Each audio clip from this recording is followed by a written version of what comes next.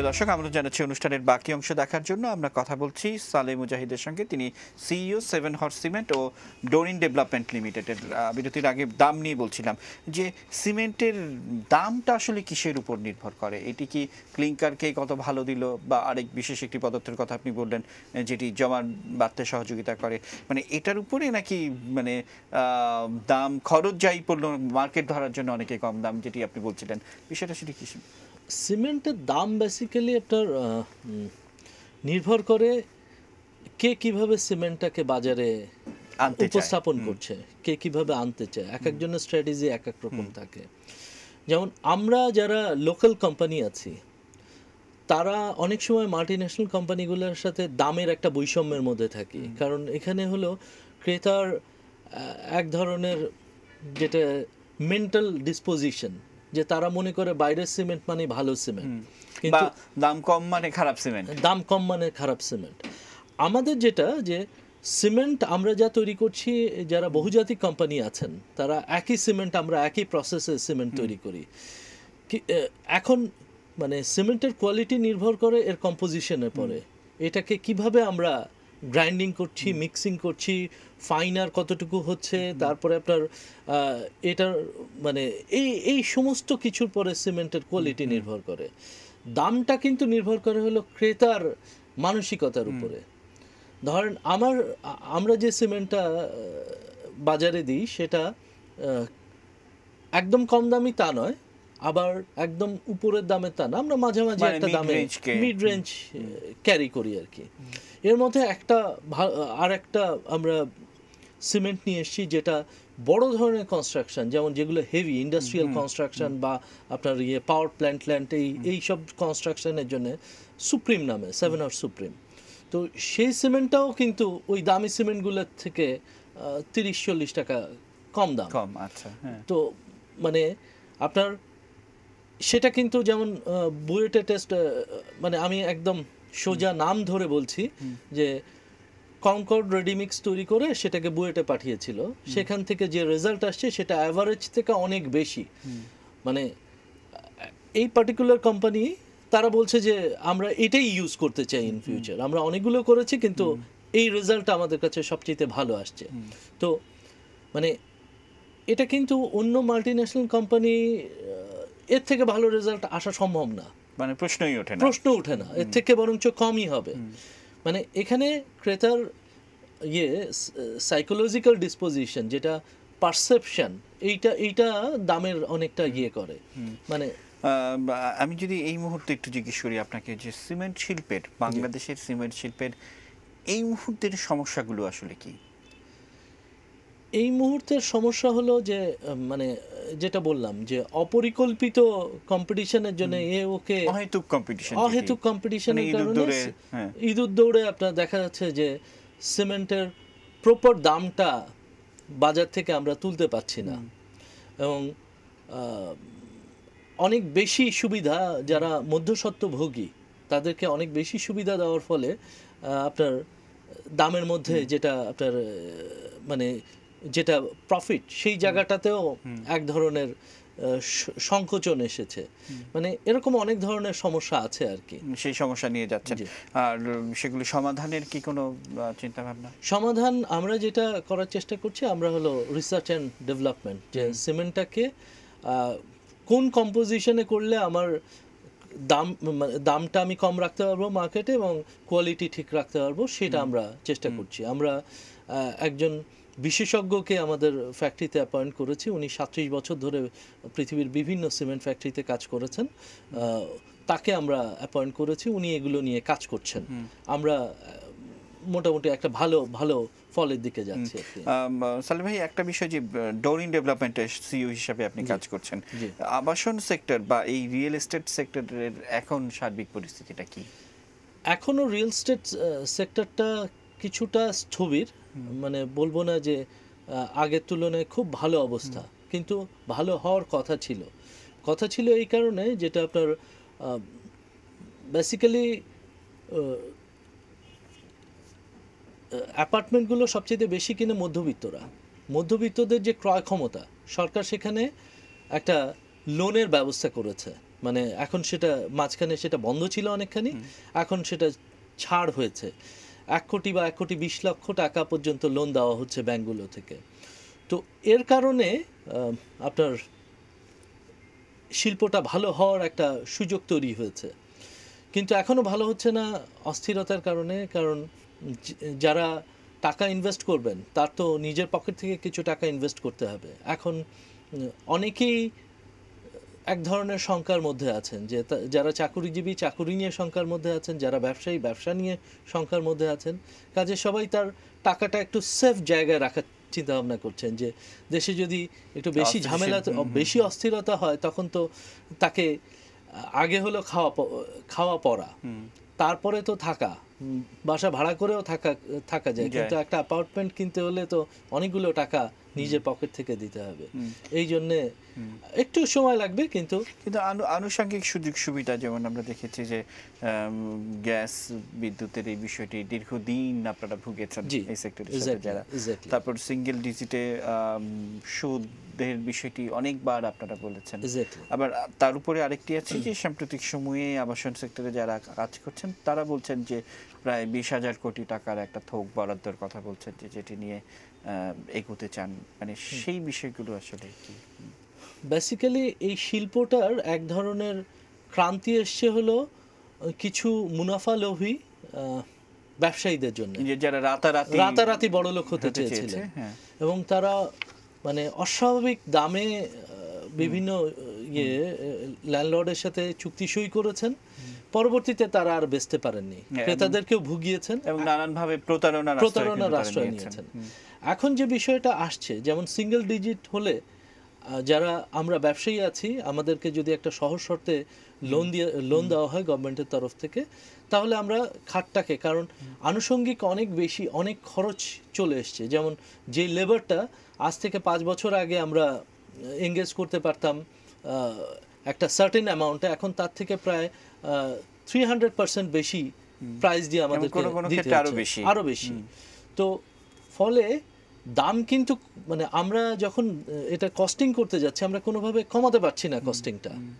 তারপরে এখনো ক্রেতারা যে কোনো একটা ল্যান্ড নেওয়ার ক্ষেত্রে যেহেতু একটা জায়গায় প্রাইস চলে গেছিল, মানে সাইনিং মানি অনেক বেশি পেয়ে অভ্যাস হয়ে গেছে, তারাও যে খুব বেশি নেমে আসছেন তাও কিন্তু না।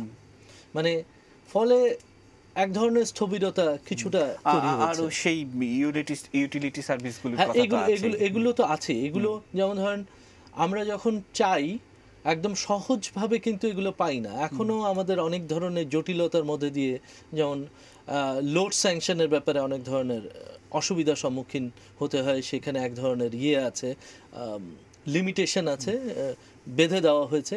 আমরা যখন ক্রেতার কাছে বিক্রি করতে যাই, তাদের তো চাহিদা থাকে অনেক বেশি, সেগুলো আমরা পূর্ণ করতে পারি না। আর গ্যাসের ব্যাপারে এখনও যে গ্যাস যে 100% আমরা চাইলেই পেয়ে যাচ্ছি আগের মতো, সেরকম কিন্তু না। এখানেও অনেক ধরনের মানে প্রক্রিয়াগত সমস্যা আছে। এটি আর ডোরিন ডেভেলপমেন্ট লিমিটেড, মানে এটার স্পেশালিটি কি যে আসলে এত ভিড়ের মধ্যে 7 হর্স যেমন আলাদা একটা জায়গা করে নিয়েছে, ডোরিন ডেভেলপমেন্টের বৈশিষ্ট্য কি আসলে? কেন মানুষ এই ডোরিন ডেভেলপমেন্টের প্রতি আস্থা রাখবে? কারণ আমাদের যেটা, আমরা ভালো বিল্ডিং তৈরি করে অভ্যস্ত, মানে ভালো সুবিধাযুক্ত যেসব স্থাপনা আছে সেগুলো তৈরি। নিশ্চয়ই 7 হর্স সিমেন্ট দিয়ে, অবশ্যই 7 হর্স সিমেন্ট দিয়ে। আপনারা গুলশান 2 নম্বরের মোড়ে দেখবেন ডোরিন টাওয়ার একটা আছে, প্লাস শেরাটন হোটেল।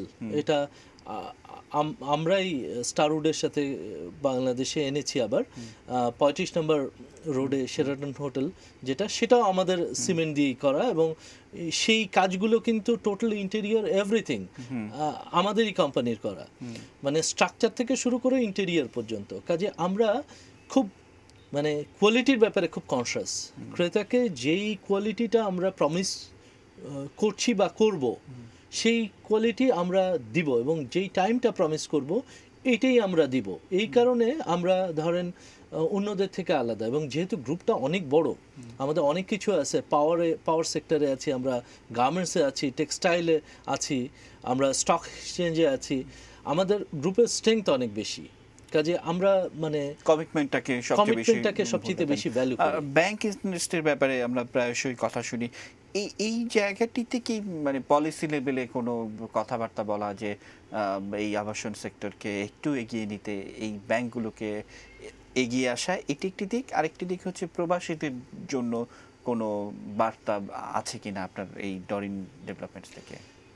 প্রবাসী যারা আছেন তাদের বেসিক্যালি এখানে অনেকেই শেষ বয়সে দেশে ফিরে আসতে চান বা তাদের বাবা মা ভাই বোনের জন্য একটা কিছু এখানে করে দিতে চান। তাদের জন্যে আমরা যে প্রোডাক্টগুলো তৈরি করি, স্পেশালি আমার একটা প্রোডাক্ট আছে ডোরিন ডিলাইট নাম, এটা ভিকারুন্নেসা স্কুলের পাশে। এটার আপনার গ্রাউন্ড টু মানে গ্রাউন্ড ফ্লোরে আপনার ফ্লোর হাইট হলো 14 ফিট। আপনি কোনো ডেভেলপারের এই হাইটের ওই এরিয়াতে পাবেন না। এবং যে বিল্ডিংটা ও রুফটপ একটা গার্ডেন হচ্ছে প্লাস সিঙ্গেল ইউনিট, এবং সেটার মানে লুক অ্যান্ড ফিলটা আপনার বাইরে যে কোনো অ্যাপার্টমেন্টের মতো, বিদেশি অ্যাপার্টমেন্টের মতো। তো মানে সেখানে কিন্তু আমরা সাংঘাতিক বেশি দাম চার্জ করছি তা কিন্তু না, অন্যান্য যারা কম্পিটিটর আছে তাদের কাছাকাছি করছি। একটু তো প্রিমিয়াম থাকবেই যেহেতু প্রোডাক্টটা অনেক ভালো। আমরা মিরপুরে একটা প্রোডাক্ট করছি, মিরপুরের স্ট্যান্ডার্ডে সেটা অনেক ভালো প্রোডাক্ট। কাজে প্রবাসী যারা আছেন তারা আমাদের প্রোডাক্টটা দেখে অবশ্যই আমাদেরকে প্রোডাক্টটা নেবেন, এটা আমাদের আস্থা। এটা আর ব্যাংক সুদ, আচ্ছা ব্যাংক সুদ মানে আমরা মানে বেসিক্যালি ব্যাংকের দিকে তাকিয়ে থাকি সবসময়, মানে গভর্নমেন্টের এই ইনিশিয়েটিভের জন্য যে গভর্নমেন্ট যদি ব্যাংকে একটুখানি অ্যাকোমোডেট করতে একটা ভালো ফান্ড দিয়ে দিত, যাতে আমরা একটা ভালো সুদে আমরা লোন পেতে পারতাম, যার ফলে আমাদের প্রোডাক্ট কস্টটা অনেক কম হতো। কারণ আমরা যেই সুদে নিই তাতে সেটা কিন্তু আলটিমেটলি ক্রেতার ঘাড়েই যে পড়ে, আমরা তো আর অন্য কোথাও দিতে পারবো না। এটা ক্রেতারাও অনেক কম দামে আমাদের কাছ থেকে প্রোডাক্টটা পেতেন যদি আমরা ভালো সুদে ইয়েটা পেতাম। তো সেক্ষেত্রে বাংলাদেশ ব্যাংক কিংবা যারা নীতি নির্ধারক আছেন তাদের সঙ্গে কি আপনারা কোনো কথা বলেছেন যে এই প্রোডাক্ট বা এই শিল্পকে এগিয়ে নিতে? আমরা ইন্ডিভিজুয়াল থেকে তো কথা সেভাবে বলার সুযোগ কম, ফোরাম তো আমাদের আছে। আপনার আমাদের যে সংস্থা আছে আপনার রিহ্যাব আছে, রিহ্যাব তাদের যারা আছেন রিহ্যাবে, তারা যারা রিহ্যাবটাকে আগিয়ে নিচ্ছেন তারাই অ্যাজ এ হোল আমরাও যেহেতু রিহ্যাব মেম্বার সেভাবে কথা বলছেন। এবং আপাতত মোটামুটি ব্যাংকগুলো এগিয়ে এলে আবার আবাসন খাতটা আবার জেগে উঠবে, এবং এই খাতটা অবশ্যই জেগে ওঠার দরকার আছে বাংলাদেশের জন্য। এখনো আবাসন সমস্যা আছে, কিন্তু অধিকাংশ মানুষ আবাসন পায় না, বা এই কারণে যে তাদের ধরাছোঁয়ার বাইরে থেকে যায়। আপনি যদি একটা ইভেন খুব বড় জায়গা বলবো না, মধ্যবিত্তরা লালমাটিয়াতে থাকে, একটা 1500 স্কোয়ার ফিটের বাসা কিনতে লালমাটিয়াতে আপনার 2.25 কোটি টাকা লেগে যাবে সব মিলে, মানে 1.5 কোটি থেকে 2.25 কোটি টাকা। তো 2.25 কোটি টাকা একটা মধ্যবিত্তের পক্ষে বের করাটা এখনো কিন্তু খুব সোজা না, কিন্তু এটাই নেমে আসতে পারতো কোটি টাকার মধ্যে যদি আমরা মানে আপনার লোনটা সহজ কিস্তিতে পেতাম। বাইরে যেরকম সহজ শর্তে 3-4% ইন্টারেস্টে লোন দেয়, এরকম যদি আমাদের উদ্যোক্তাদের দেওয়া হতো তাহলে আমরা অনেক কমে জিনিসটা দিতে পারতাম, এবং এই সেক্টরটি অবশ্যই চাঙ্গা হয়ে উঠত। আমরা একেবারে শেষ পর্যায়ে ছোট্ট একটি প্রশ্ন দিয়ে শেষ করছি। সাম্প্রতিক সময়ে যে আমরা রাজনৈতিক অস্থিতিশীল পরিস্থিতি দেখছি, এর প্রভাব কি আবাসন সেক্টরে আসবে বলে মনে করেন আপনি? অবশ্যই আসবে। আমি একটু মানে ব্যাকওয়ার্ড লিঙ্কেজ থেকে আসি, আমি তো আবাসন সেক্টরে আছি, আবার সিমেন্টেও আছি। আমার একটা স্থলবন্দর সম্পূর্ণ বন্ধ, সেখান থেকে কোনো প্রোডাক্ট আসতে পারছে না। চাঁপাইনবাবগঞ্জে সোনা মসজিদ, সেখানে আমার ফ্লাই অ্যাশ যেটা ওয়ান অফ দ্য মানে র ম্যাটেরিয়াল অফ সিমেন্ট, সেটা আটকায় বসে আছে আমার প্রায় 15 গাড়ি, সেটা বেরোতে পারছে না। গত 10-12 দিন ওখানেই বসে আছে। অন্য যেগুলো আছে যেমন এদিকে আবার খুলনার থেকে যেটা আপনার দিয়ে আসতো, সেখানে শ্যালা নদীর একটা ঝামেলা হওয়ার কারণে ওটাও বন্ধ ছিল। ফলে আমরা এখন ওই র মেটেরিয়াল সংকটে আছি, মানে দুই দিক থেকে। ফলে হচ্ছে কি আমার সিমেন্টের কস্টিং বেড়ে যাচ্ছে, কারণ এখন ট্রান্সপোর্টেশন অনেক বেশি। আপনার ট্রান্সপোর্টেশন, সেটা আপনি ইটের ক্ষেত্রে বলেন, সিমেন্টের ক্ষেত্রে বলেন, বালির ক্ষেত্রে বলেন, আমি যখন ট্রান্সপোর্ট করে নিয়ে আসতেছি, যেই ট্রাকটা মানে 5,000 টাকায় ভাড়া পাওয়া যেত, সেটা এখন প্রায় 15,000 20,000 টাকার নিচে আমরা পাচ্ছি না।